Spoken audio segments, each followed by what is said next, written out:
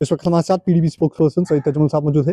तजमुल साहब, सबसे पहले आपका वक्त देने के लिए बहुत बहुत शुक्रिया। सबसे पहले जानना चाहूँगा, जो कल जम्मू के अंदर एक बड़ा वाक़या हुआ, महबूबा मुफ्ती साहिबा की जानिब से इस पर ट्वीट भी किया गया, तमाम लोगों ने इस पर मजम्मत की। कैसे देखती है आपकी पार्टी इस चीज़ को?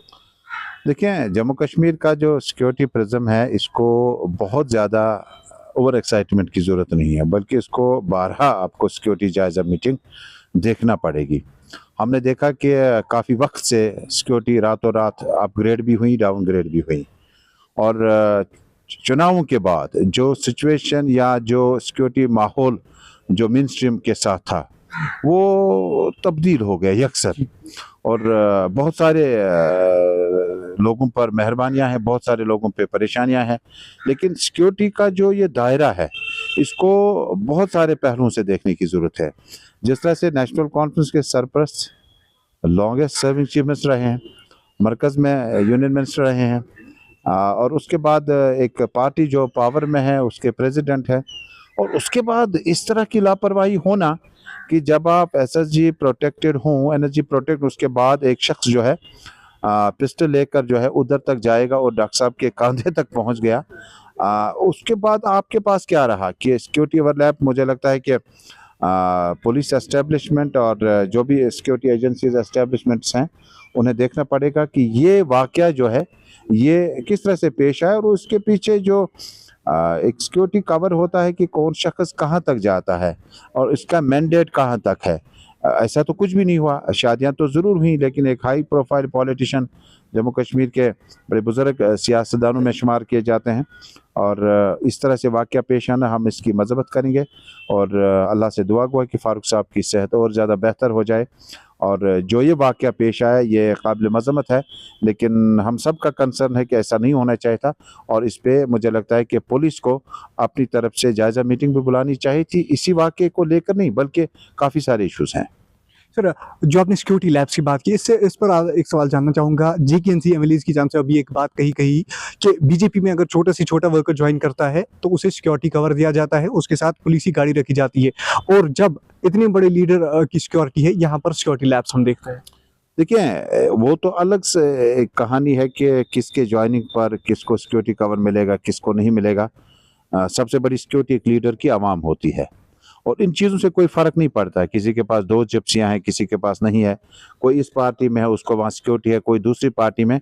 हमारी सिक्योरिटी जो है, हमारा कंसर्न जो है वो पब्लिक है, कि जहाँ हम जाते हैं, मीटिंग में जाते हैं, पब्लिक की होती है।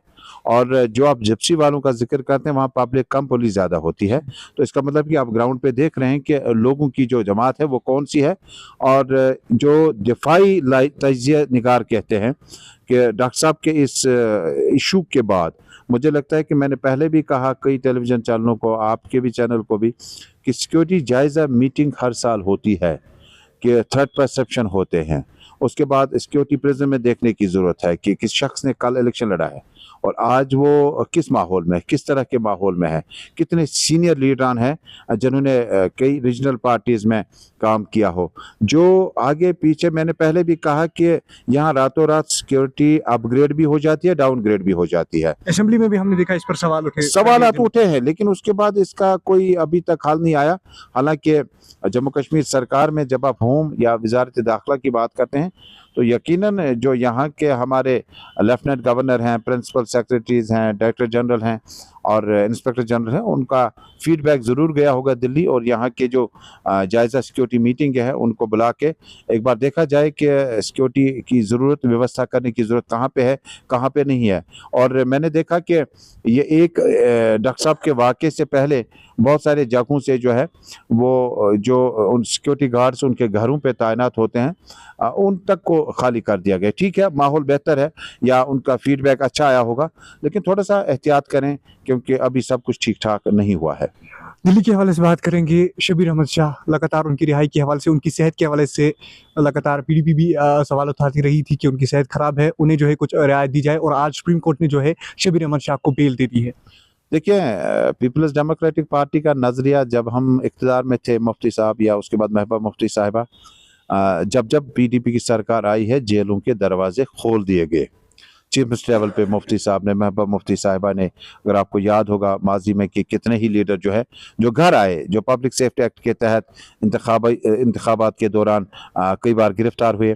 और मुझे खुद मुशाहिदा ये हुआ कि जब इलेक्शन चल रहे थे तो मैंने भी पीडीपी के उस वक्त सीनियर लीडर से कहा था कि हुर्रियत कॉन्फ्रेंस अपना लाएमन लोगों तक ला रही है, वो बाइकआउट की कॉल दे रहे हैं, आप लोग लोगों को बैलेट बॉक्स की तरफ माइल करने की कोशिश करते हैं। तो लीडर का जवाब था कि वो अपना काम कर रहे हैं, हम अपना काम कर रहे हैं, उनका जो काम है वो लोगों तक पहुंचे, जो हमारा काम है हम इसका वेलकम करेंगे। बल्कि शबीर शाह साहब के बाद बाकी लीडरान जितने भी बंद हैं, और जमात इस्लामी के कितने ही लीडरान जो हैं वो बंद हैं। और 4 अगस्त 2019 से पहले 19 के बाद भी कितनी तब्दीलियां ज़मीन पे आई। मुझे लगता है कि सब लोगों को फैमिली के साथ ईद के मौके पर, रमज़ान के महीने के आसपास में बैठने का मौका मिलना चाहिए, जिससे एक मैसेज आए कि जमहूरियत में सब चीज़ें जो है आप अपनी बात रख सकते हैं। शाह साहब की हम घर आमद का इंतजार करेंगे, उनकी तबीयत काफ़ी नासाज है। और महबूबा मुफ्ती साहबा ने 12 ऐसे लीडरान की वकालत की थी, और जो लोग जो अभी अंडर ट्रायल्स हैं उनको कम से कम जो है राजस्थान, जोधपुर, कोट बिलवाल, उधमपुर, इन जेलों से जम्मू कश्मीर लाए, श्रीनगर लाए, ताकि वो यहाँ के जो अखराजात उनके घरों के अंदर जो काफ़ी परेशानी है वो किसी हद तक वो कम हो जाए। ये तो रही लीडरान की बात। एक शबीर अहमद शाह को हालांकि एक सेपरेटिस्ट लीडर है, उन्हें आज रिहा किया गया है, लेकिन परसों जो एहतजाजात आयतुल्लाह खामनेई की शहादत पर हुए उस पर कई सारे जो है बच्चों को गिरफ्तार किया गया है। हालांकि वो एहतजाज जो है पुरअमन थे, आयतुल्लाह खामनेई की शहादत पे वो एहतजाज थे, कोई उसमें जो है दंगा फसाद नहीं था, कोई जो है आज़ादी के नारे नहीं थे। देखिए, जो पुरअमन एहतजाज होते हैं वो यकीनन मजलूम के हक में होते हैं, वो जालिम के खिलाफ होते हैं। एक शख्स आया, अपनी ताकत का बरमला एतराफ़ किया और आयतुल्लाह खामनेई साहब शहादत के दर्जे तक पहुँचे।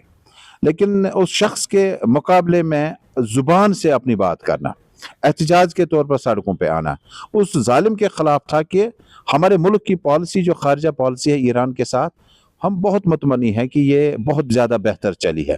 जब ईरान इराक क्राइसिस चले थे उस वक्त, जब उसके बाद इंडिया का ट्रेड हुआ, गैस वगैरह, गैस पाइपलाइन का हुआ, फ्यूल का हुआ, बाकी चीज़ों, हम मुतमईन थे कि शायद ईरान और भारत जो है वो एक पेज पे होंगे।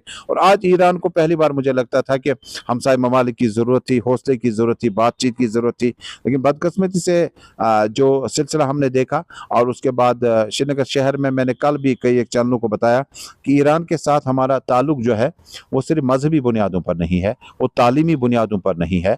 वो शाह हमदान रहमतुल्लाह अलैह साहब के वक्त से लेकर आज तक हमारा वाजवान, हमारा कारपेट इंडस्ट्री, हमारा कल्चरल रिलेशनशिप ईरान के साथ बहुत ज़्यादा रिच रहा है। और यही वजह है कि हमारे कितने ही उलमा, चाहे वो बडगाम से हों, जड़ीबल से हों, खद्दा से हों, सुंबल से हों, वो कितनी बड़ी डिग्रियां करके वहाँ से दारुल उलूम मकतब से फारिग होकर यहाँ पर दीन की खिदमत करने में लगते हैं। हमारा रिश्ता सिर्फ इतना ही नहीं था, ये रिश्ता बायलैटरल था, अब ट्राइलैटरल हो गया था कि हम समझ रहे थे कि शायद इस रिश्ते को और ज़्यादा बेहतरी का मौका मिलेगा। और मुल्क के पास भी आज ये पॉलिसी थी कि खारजा पॉलिसी को और ज़्यादा बेहतर किया जाता, और विदेशों को ये मैसेज देता कि जो ईरान का अवाम अपने नुमाइंदे को, सफ़ीर को मुंतखब करेगा, उसी का क्या नाम है ईरान में चलेगा।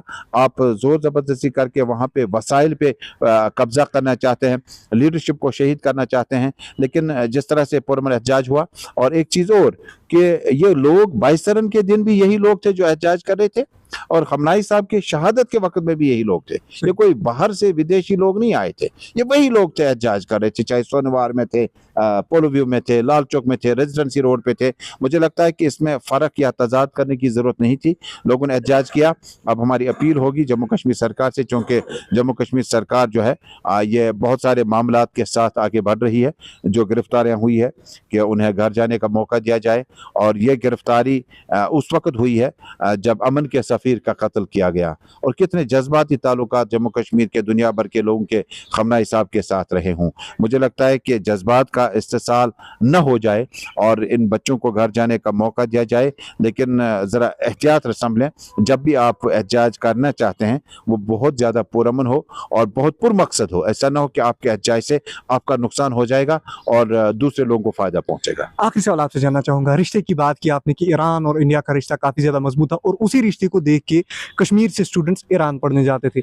अभी कश्मीरी कई सारे स्टूडेंट्स ईरान में फंसे हुए हैं। लगातार उनकी फैमिलीज प्रेस कॉलोनी के अंदर गुहारें लगाती है कि हम खर्चा खुद उठाएंगे, खाली हमारे बच्चों के लिए एक राह हमवार करें ताकि वे अपने घरों को वापस आ सके। देखिए, जब कोविड आया तो चाइना में हमारे बच्चे तालीम पढ़ते नजर आए। ईरान में कितना रिच है हमारा ये जो एजुकेशनल सेक्टर है, ये कितने ममालिक में, कितने स्टेट्स में जहां आप जाओ वहां कश्मीरी बच्चा आपको डॉक्टर, इंजीनियर वगैरह मिलेगा।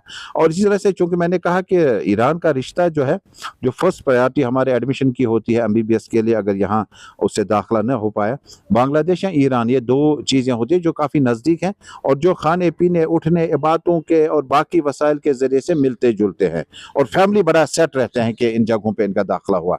अब जो बच्चे आना चाहते हैं, मुझे लगता है कि एक्सटर्नल अफेयर मिनिस्ट्री और बाकी वजारतें इसमें लगी हुई हैं और कुछ मामलात हैं वहाँ पर बहुत पहले निकलना चाहिए था और बल्कि निकालना चाहिए था जो हालात बने हुए थे। लेकिन शायद किसी ने यह भी नहीं सोचा था कि वजीर आजम बेंजामिन नेतन्याहू से मुलाकात करेंगे और उसके चंद घंटे के बाद ये होगा और शायद उजलत में जो बच्चे हैं वो नहीं निकल पाए, उन्हें निकलना चाहिए था। लेकिन अब चूंकि मामलात बहुत ज़्यादा आगे बढ़ चुके हैं, कई एक रास्ते बंद हैं जहाँ से फ्यूल वगैरह आना चाहिए था और बाकी वसाइल हमारे यहाँ तक पहुँचते हैं। स्टूडेंट्स की रसाई को वापसी तक लाने के लिए मुझे लगता है कि हमारी अपील होगी Jammu Kashmir Peoples Democratic Party की तरफ से, खुसूसन external affair ministry, home affairs ministry से, कि इन बच्चों की घर पहुँचाने का सिलसिला जो है वो शुरू किया जाए और जब हालात बेहतर हो जाएं तो इनका दाखिला और हो जाएगा। लेकिन वहाँ के मैनेजमेंट के साथ जो हमें कोई स्टूडेंट्स ने बताया कि कईयों का लास्ट ईयर था, कईयों का अभी हाउस जॉब इंटर्नशिप चल रहा था, वो निकलना नहीं चाहते थे। कई लोग जो हैं वो कहते शायद इतनी संगीन सूरत हाल नहीं होगी और इसी कश्मकश के बीच में मुझे लगता है इन बच्चों का वापसी का जो रास्ता है वो कुछ दिनों के बाद अगर दोबारा शुरू हो जाता है तो इंशाअल्लाह ताला इन्हें घर पहुँचने के लिए मरकज और जम्मू कश्मीर सरकार को भी इकदाम करने चाहिए। आपका वक्त देने के लिए बहुत बहुत बहुत शुक्रिया आपका। सईद तजमुल साहब हमारे साथ मौजूद थे। डॉक्टर फारूक अब्दुल्ला पर जो हमला हुआ, साफ तौर पर इन्होंने भी साझा अल्फाजों में इस बात की कड़ी मजम्मत की और सिक्योरिटी के हवाले से सवाल उठाए कि आखिर कैसे पॉइंट ब्लैंक रेंज पर वो शख्स जो है डॉक्टर फारूक के करीब पहुंचा। दूसरी बात इन्होंने खुसूसी तौर पर कही शबीर अहमद शाह की रिहाई पर कि PDP ने हमेशा जेलों के दरवाजे खोले हैं। कश्मीरी स्टूडेंट जो ईरान में फंसे हुए हैं, खुसूसी तौर पर सेंट्रल मिनिस्ट्री से उन्होंने गुजारिश की कि उनके लिए एक राह हमवार की जाए, उन्हें जो है एक रास्ता दिया जाए जिससे वो अपने घरों को वापस आ सके, जिससे वो बच्चे भी और उनके फैमिलीज भी सुख की सांस ले।